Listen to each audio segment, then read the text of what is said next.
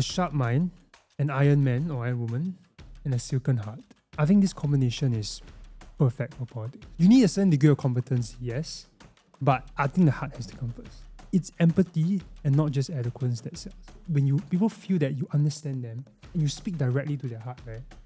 You won already. There seems to be some sort of a strategy to be more personable and likable. So therefore, a lot of singing contests. But I think it kind of backfires. And I think that strategy is a bit insulting to the young voters to say, because you think that just by making cringe TikToks, I'll vote for you. Actually, it's the opposite. I think younger voters are, why do you think, I won't vote for you just because you can sing well. I think it looks ridiculous. It looks cringe even.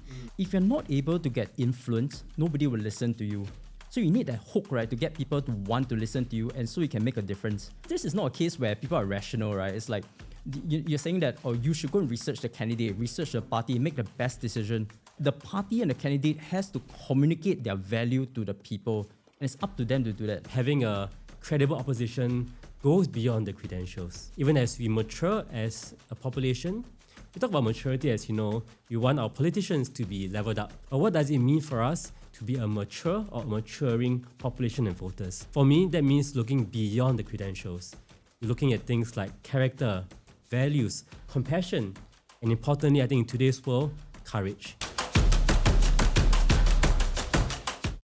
Welcome to IQ's panel discussion for GE 2025.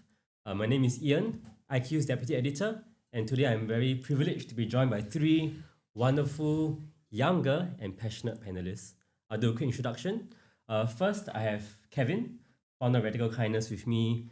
Kevin, I've seen your interviews. You've done street interviews. You do very interesting things, very radical things. Could you share with our viewers and with us briefly what made you decide to do it? At 18, I had depression after handing up blank papers for my A-levels, math.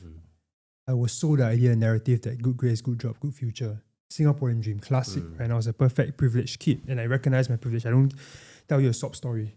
I think it's disingenuous. I recognize my privilege. My parents are the best parents in the world. And so I was very sheltered. So when that happened, it woke me up completely. I realized that I had to define my own success. I realized that I had to do something for myself. I could no longer go down that path of doctor, lawyer, and everything. Yeah. And then I think that was where the birth of the dream came. In a state of mania, I burned my A-level cert, I drank my own PA, tasted my dog shit. In that state of mania, ironically, it birthed the idea that I want to build a more inclusive, compassionate society. Right. And it has stayed with me since. For 18 years old, I had that ideal. 10 years, I kind of paused it for a while to build my businesses. Yeah. 28, I had a relapse. After I came out of the relapse, I decided that, you know what, I'm going to start Radical Kindness. And that same vision is the same when I was 18 years old. It's just that now I'm a bit more wiser. It's manifested in a different form. And then in the last year, it just kind of took off. And you're passionate about like social mobility, mental health. I'm not as accomplished, not as involved politically in terms of current affairs. So I don't want to speak where I'm not educated. Sure. I can only share my experiences from an educator's perspective. Education, social mobility, empowerment, as well as mental health. Yeah. And these are areas I've been on the ground. These are areas I've been spoken to many different people, understand certain policies as well. So that's where I can kind of add my value. And also from just a layman's point of view, looking at the elections. And we have Juliana Frederica, founder of Lepak Conversations. Juliana, you appeared on our panel discussion just last week, and our viewers like you so much. I had to have you back here again. How are you feeling just being here again for the second time? I'm humble, and I think I'm very thankful because it just shows that the fact that there's a youth representative on 2 episodes already shows that there's a very big importance on youth voices. So I hope to see more of that. Great. And Juliana, I'm just curious. You started Lepak Conversations when you were what? I was 22. 22. Yeah, in 2020. Yeah. Wow, and most people at 22 will not be starting advocacy research platforms.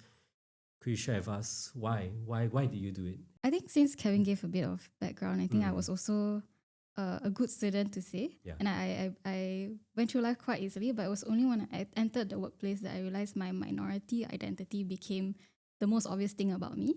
But even then, I didn't go through much issues. It was only when I heard my friends being anxious about not getting jobs because they wear the tudung, and my mom had the same experience as well. And then I think GE 2020 came around. I think that was the turning point when I realized I had to vote and I don't know what to do with such a big tool. So I got together with a friend. We just did our own research and we published it on Instagram. It went viral. Not only that, I think several government bodies and several MPs actually took notice and they started to engage with us. And since then, we've just continued on that track because we realized that a lot of youths are curious. They're becoming increasingly curious, but also invested in a lot of social issues. So that's why our platform exists. Today we're here precisely because the youth voice is important for issues such as the election, who's representing our voices in parliament, etc. Thank you, Juliana. Last but not least, we have Kian Boon. Kian Boon, you are the content creator on Red Up Perspective.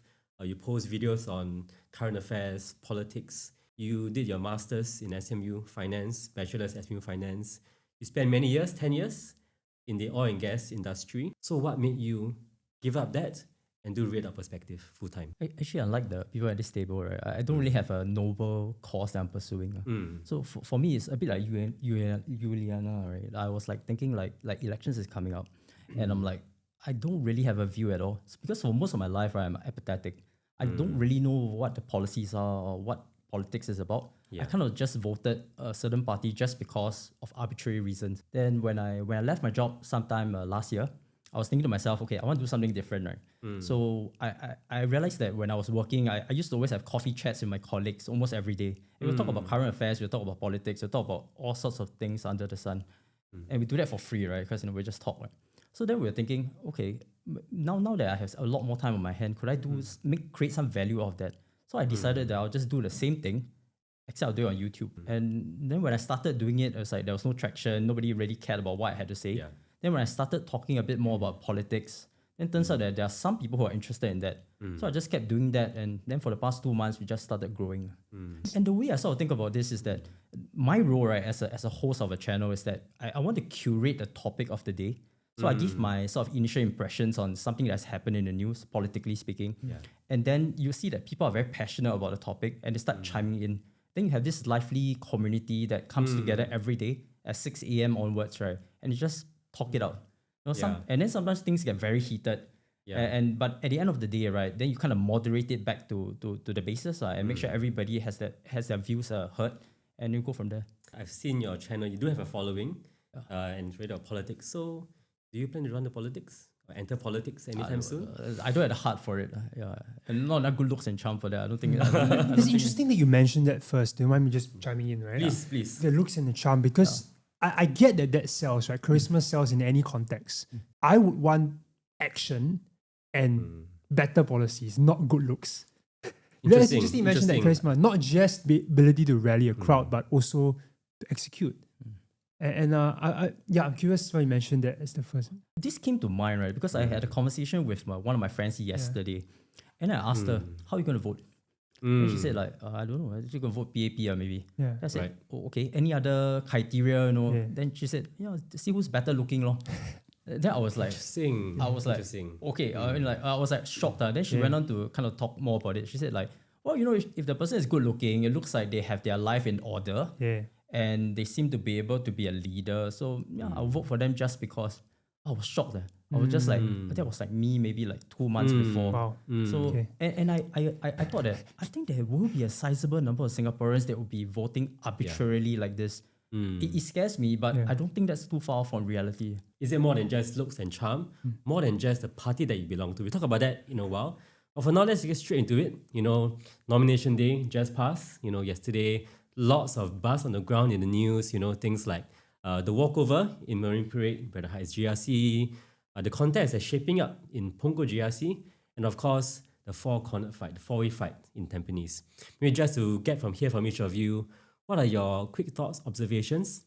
Kevin, I know that you were on the ground yesterday doing some interviews. Yeah, it was a void I'm trying to fill as well. I mean, I'm not going to sit here and lie. I'll try and be as honest as I can. And I think that even for me, when I go out and do kindness and I do things and I campaign for certain things, there's a side of me that wants to be known.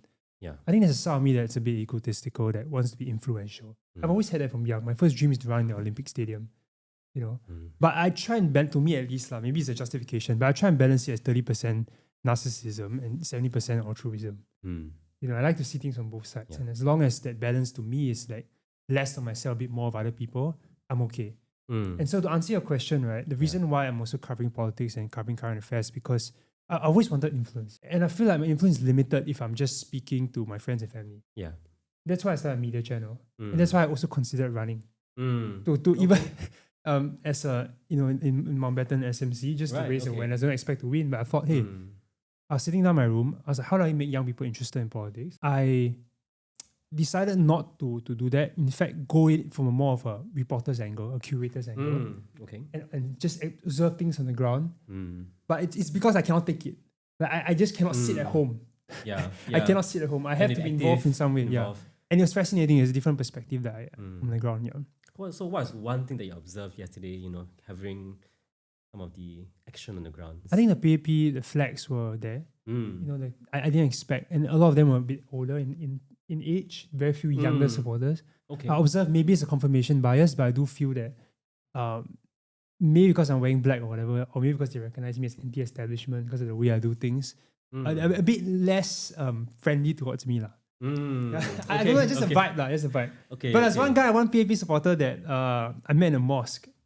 And then he came up to me and he said, "Hi, Kevin." Then I asked him, he said, "Only PAP politics." And I said, "Why? No more opposition. Why I contest opposition in the future?" Then he was like, "Nah, PAP helped me when I was young. So I support them." So that was interesting from the ground. And obviously from the politicians that I met, I think Mr. Sia was nice to me because I met him before. Sia Camping. Yeah. Okay. So I met him before. He just won the elections. He won his walkover. I didn't know that he won. I didn't know that he won. So I just went out to him and said, "Hi, so do you remember me?" Then I said, "All the best, to you." Then the guy beside him was like, "No, walk over already." Does, "Oh, sorry, congrats." Great. Then they all laughed. And then interviewing him was nice. But then his comms guy came to me after that and he said, "Where are you from?"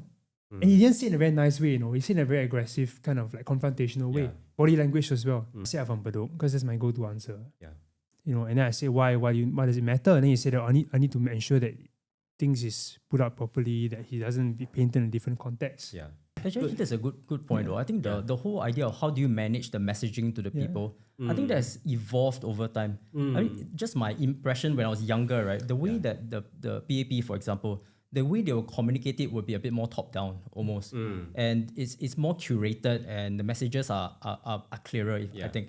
I think these days, right, when you have people like Kevin, for example, who's out there getting direct interviews with the MP or the candidates, right? The messaging cannot be managed as well. So it's really up to the individual person that you talk to on how he positions his party and his views in his constituency, right? So to me, right, I feel that certain parties are still struggling to manage that communication and messaging well. And I think it's going to be a journey. And the way I see it, the opposition have done quite a good job of doing that. I think the Workers' Party, I mean, based on my kind of interactions with them, right, I found that their media strategy, the way they communicate the key messages has been very strong. I mean, just look at the way they introduce the candidates. Over the past couple of weeks, right, you see that the smaller parties have come out to talk about who they're sending, where they're contesting in, even in some cases a bit prematurely before the EBRC report. And you see the Workers' Party, they have held back. They didn't really talk about the candidates until like maybe a couple of days before nomination day, about that. They started talking about these are the candidates we have, but not talking about where they will be at. Sure. Then the moment the elections were called, then it started talking more about like, okay, more in-depth in the candidates, still not saying where they're going to be at. It was only really until nomination day that we got like clarity. I thought that sort of strategic messaging, is there. Did it make a difference on the ground? The messaging, the clarity. I think the mystery and the mystery and intrigue was good, and also very strategic in nature before nomination day. But my personal view is that on nomination day itself, I think the Workers' Party did not follow through with their execution. Okay. And one sort of symptom of that, I may be wrong, is that if you look at how Marine Parade happened, it was a walkover, and the PAP did not have an anchor minister there, so it was almost like an easy walkover. So from my point of view, right, it's almost like somebody kind of realized that this is going to be the setup at the Workers' Party side and the PAP side, and took strategic decisions to land the final slate of candidates in each of this area. And I don't want to get into those conspiracy theories, right, on whether people knew beforehand and things like that. But if I were in the PAP, what I would do is that I would definitely watch for where my opponents are going to be feeling their candidates, and I react accordingly. Because all is fair, right? you have up to 12:30 to decide who your candidates are. Yeah. You can make use of the time and make the best decision ever based on the information that you have and can have. I think the production quality is very high from a media perspective. For the WP. WP, okay. By far, Okay. by far. Mm. And the way they present their candidates, right? The way they speak, the tonality, the warmth, it's worlds apart. And you can tell on the ground the sentiment, especially the comments, the sob stories, quote unquote, that the young people feel as very structured, rehearsed, AI-like, right? Versus the WP's candidates, where it's very warm. It's very warm, and it feels a lot more real and genuine. And here's the thing, this is just impressions. Impressions from a professional's point of view, right? I would not judge it purely by the ability to speak. Tin Pei Ling, for example, when she first came in, she was crucified. But she went on to become the most well-loved MP. And I met her before, I hosted on a podcast. She's a wonderful individual. Right? But human beings do judge based on first impressions.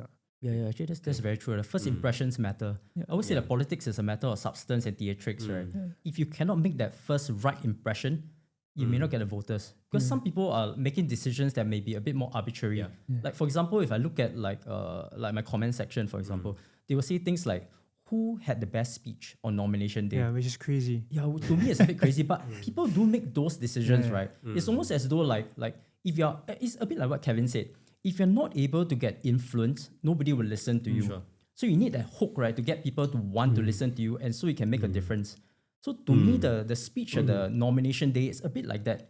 If you're unable to create a hook through your initial impressions in that 30 seconds that you have per candidate, then why would people want to listen to you? Because this is not a case where people are rational, right? It's like you're saying that, oh, you should go and research the candidate, research the party, make the best decision. But that's not what happens, right? No one has time for that. The party and the candidate has to communicate their value to the people, and it's up to them to do that. So it's not a one-way. It's not a two-way communication. This is literally a one-way communication. I think a lot of people talk about like social media strategy, but they don't talk about how mainstream media portrays the candidates. So I think earlier on we were talking about charm and charisma, and I just saw this morning a news outlet portray Liana Damira of Red Dot United as very fiery. Literally, there were fire graphics all over her, and she was saying, she was basically saying that, oh, you know, the residents say they've never seen their MP, and then the next cut is Minister of State Rahayu Mazam, and she's very calm and she's talking very gently, and so this kind of portrayal in media automatically gives people the impression that, oh, you know, this opposition but lady is very fiery and compared to this PAP MP who's, you know, very gentle, very composed.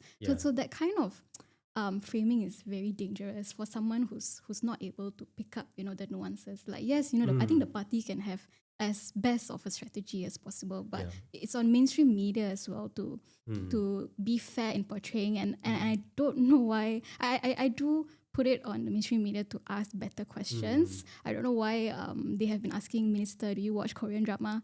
You know, but how does that you know translate to the voters? You might have asked for mainstream, how do you define it as? Is mothership considered mainstream? Apparently it is now, yes. Apparently right? it is, Okay. Are you saying, Elena, that perhaps the way that social media characterizes, you know, the candidates, because of, you know, the tone, the graphics, it can be less objective, very much subjective, and do you see that having an impact in the next days to come?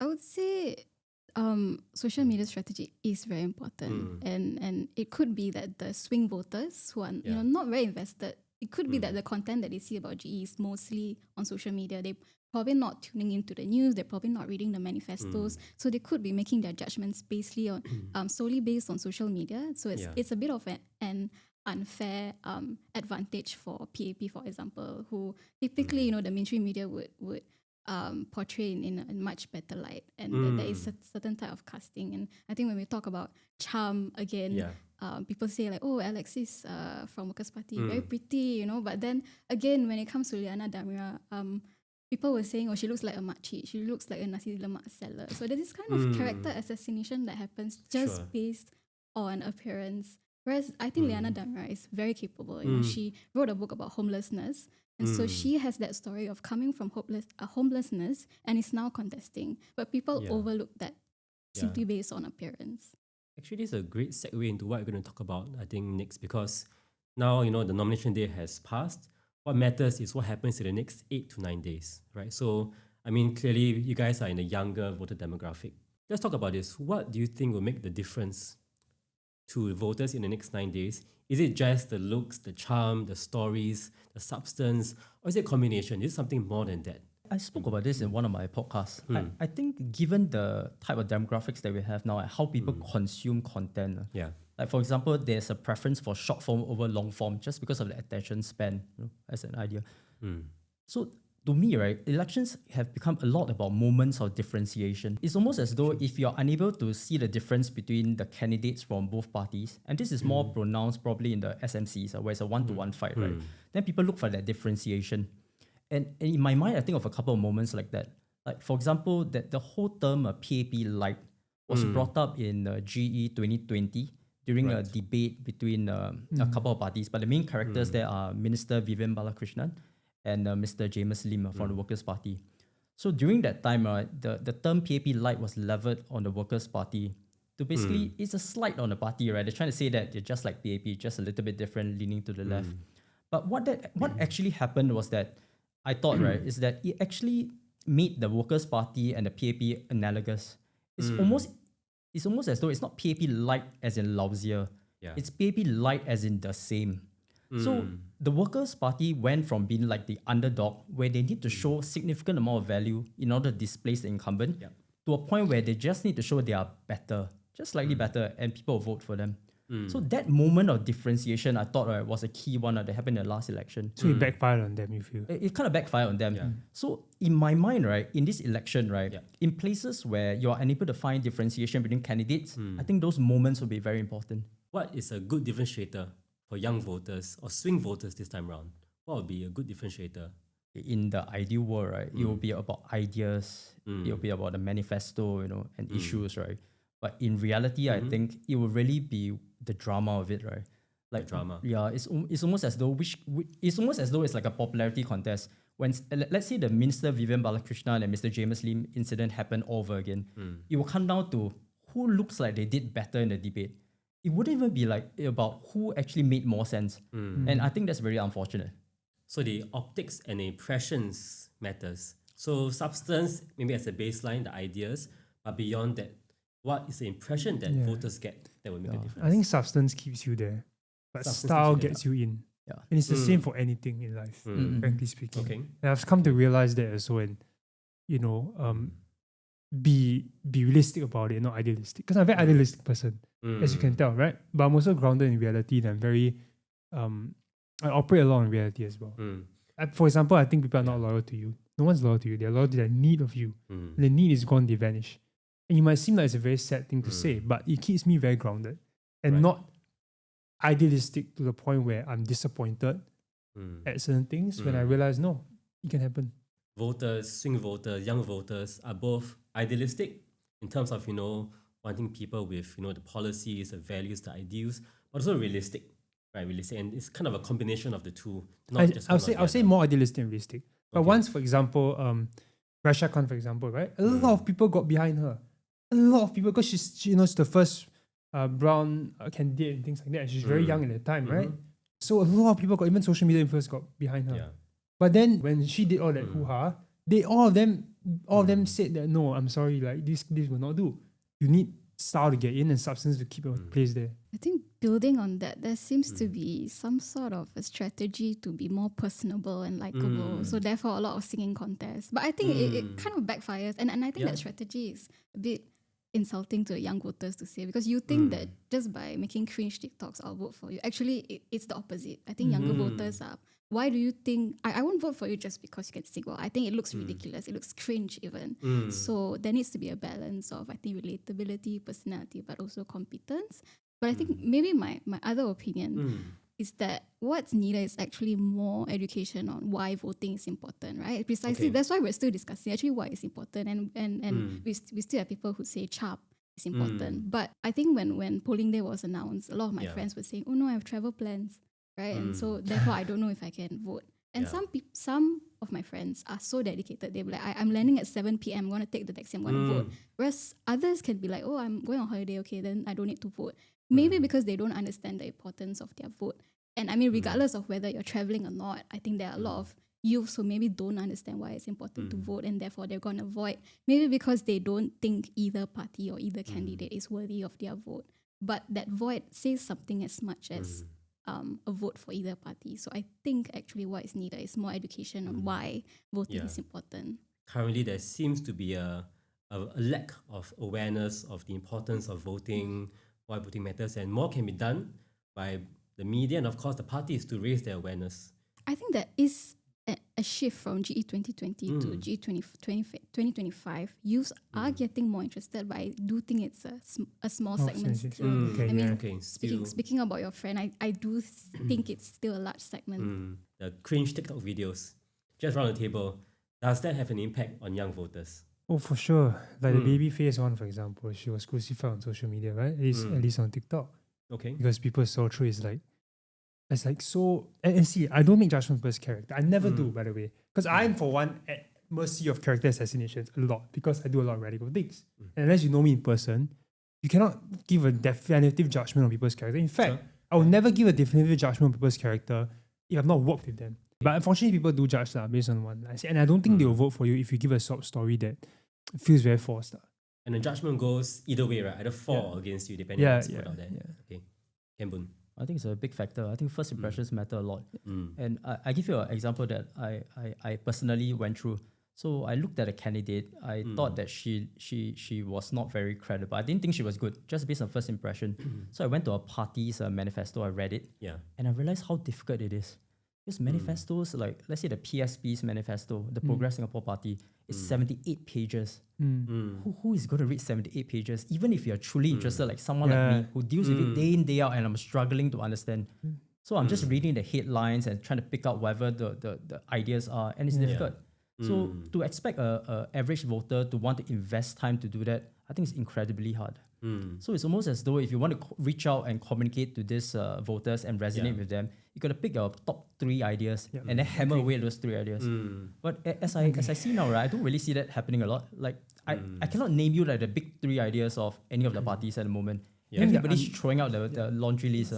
I think if I ever was elected, I would actually, one thing I'll do is, and things might sound like a joke, to be honest, but I actually did serious about it. Like give public speaking training to politicians. Because I think it's very important to learn how to communicate to people, If you cannot represent yourself, right, how are you going to represent people's ideas to parliament? Yeah. So what you're saying is that basically there needs to be a bridge, right? Whether it's the way you speak, having certain key messages come across, there needs to be a bridge to reach the younger voters. Because, substance, yes, we all have it, but there needs to be something to get in the door. And for the people who actually have substance and do care, to learn how to communicate that better. Communicating it, okay. Having that bridge to get it across.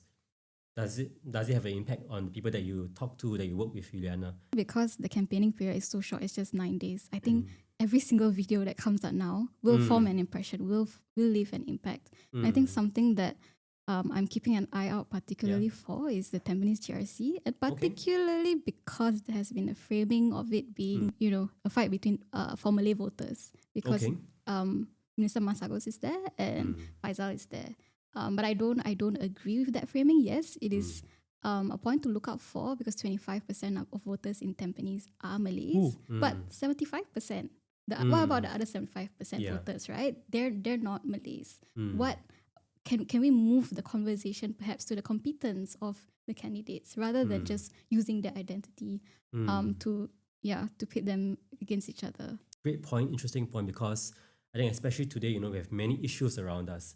Some issues are more localized, some are more national issues, right? Involves all of us. So I think definitely we keep our eye out on what's going to happen in the next 8-9 days. And I think what I'm hearing so far is that we need to have the substance and to a lesser extent, or to a reasonable extent, the style of it. The first impression to get you through the door. I want to talk about 2 words actually that has kind of been coming up in the past couple of years, the past few days. Credible opposition. Do we see this credible opposition coming up, in the past 1-2 elections?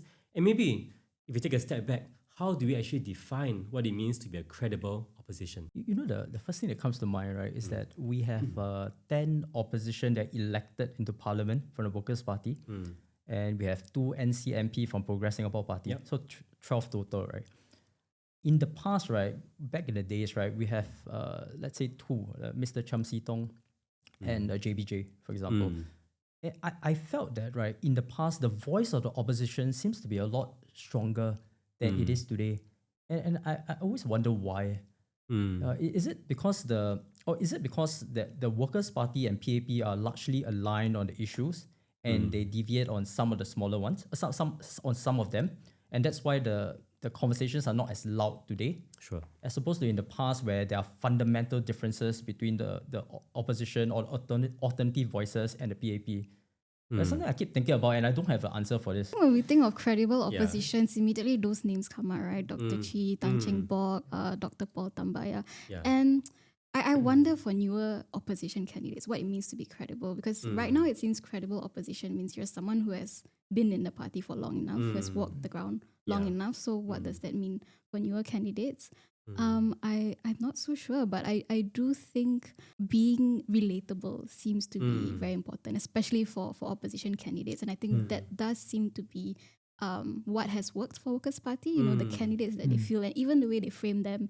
Alia Mata, for example, is she is a lawyer, but you know, when they put out her introduction video, they portrayed her as a mum of three who's concerned about her children's future, talked about her being a caretaker to her father and concerns about healthcare. So I do think for an opposition to be credible, they need to understand the nuances of the ground, which would work to their advantage, because the other argument for the ruling party is that they might be out of touch. Do credentials make you relatable?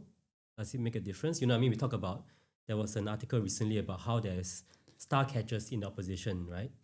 Mr. Lawrence Pick, for example, Dr. Ong from the Workers' Party, as being very seasoned, competent professionals, experts, basically having credentials and qualifications. I would say my ideal politician: a sharp mind, an iron man or iron woman, and a silken heart. Silken means soft. I think this combination is perfect for politics. You know, Okay. but if you ask me to choose, but if you ask me, you have to ask me to choose which to prioritize. The heart will always be there first. The silken heart. Always Compassion. be first. Yeah, you need a certain degree of competence, yes, but I think the heart has to come first, because it's empathy and not just eloquence that sells. Sure. And people don't buy because they fully understand. They buy because they feel understood. When people feel that you understand them and you speak directly to their heart, right? You won already. Yeah, they don't care about anything else you see or policy, whatever. They will automatically assume that you can represent them and you have the solution because you understand. And I'm frustrated because I know for a fact, right, that if I speak about mental health and education, people confirm will relate to, because I've lived it. I've nearly taken my life. I wrote my suicidal notes, about to send them out. I've been at the walls of IMH, hearing the screams. I've had people with anorexia sitting opposite me on the hospital, staring straight through me. Your eyes are soulless. I know for a fact that if I speak about these things, right, people will relate to it. So you're saying that competence is a baseline, but what makes the difference is the heart. It has to be, ability. because politics is a thankless job. And people see it as the glamour and everything, yes. But for 4 years, elections glamorous. Everybody cares about you. For 4 years, you are dealing with emails, you're dealing with people's lives, you're holding space for people. You know how incredibly that difficult it is? I don't know exactly. Okay, look, I don't know exactly what an MP does till today, to be frank with you. I need to get myself informed. Maybe they hire agency to handle emails, I don't know, right? Maybe it becomes a business really, I don't know. But I would think that you have to be on the ground, really understanding people's concerns so that you can reverse engineer it and then bring it up to Parliament and therefore enact policies to help. Kian Boon, just a very quick one, credibility. What does that look like for you? I think credibility versus relatability, right? I think you have to think of it whether you're opposition or you're the ruling party. Sure. I think for you want all your MPs to understand the ground. That's very important. And you want all of them, in order for them to do that, they need to be relatable. Because if no one wants to talk to you and share with you, I think to Kevin's point, right, then you wouldn't know what's happening on the ground. But if you're part of the opposition, right, because you're not going to be forming the majority government, and that's an explicit goal that's already stated by the Workers' Party, then people will focus more on the relatability part. Sure. Because a lot of the work that you do will be more on the grassroots level, understanding the people's needs and trying to find solutions for them. Whereas if you're part of the ruling party, then you would care a lot more about the competency too. Because they would form the cabinet, potential ministers, and key appointment holders, right? So you want those people to have that credential and capability to be able to do that. So there's that additional burden of not only being relatable, but also being credible and capable. Yeah. That's an excellent point where I think I join the distinction between who will represent our voices in parliament and who will make the decisions for our country. That's where the added level of competence and professionalism, even experience being an expert in the area comes in. We do have to draw to a close, but I must say, I've learned so much from each of your sharings today. Kevin, your point around the silken heart that makes a difference, that's important, competence, yes, sharpness, yes, but really having that compassion for the people and for causes, that really stood out to me. Boon, you really talked about how you want to be able to draw the distinction between having not just people who can represent our voices well, but also be able to make decisions for us.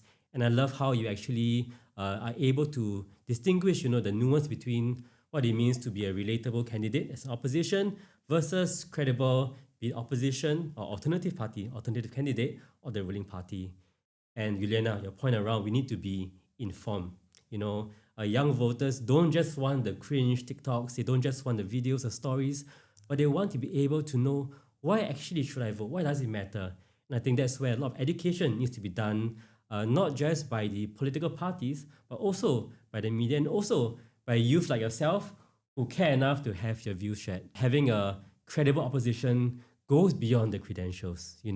I think even as we mature as a population, we talk about maturity as, we want our politicians to be leveled up, more credentials, more experts in the fields, more seasoned. That is great. But what does it mean for us to be a mature or maturing population and voters? For me, that means looking beyond the credentials. We're looking at things like character, values, compassion, and importantly, I think in today's world, courage. We need to have politicians who are courageous, able to speak the voices in today's world. Yeah. So on that note, thank you so much for coming on board, Kevin, Campbell, Juliana, and thank you to our audience for tuning in. Thank you. Thank you. Thank you. Thank you.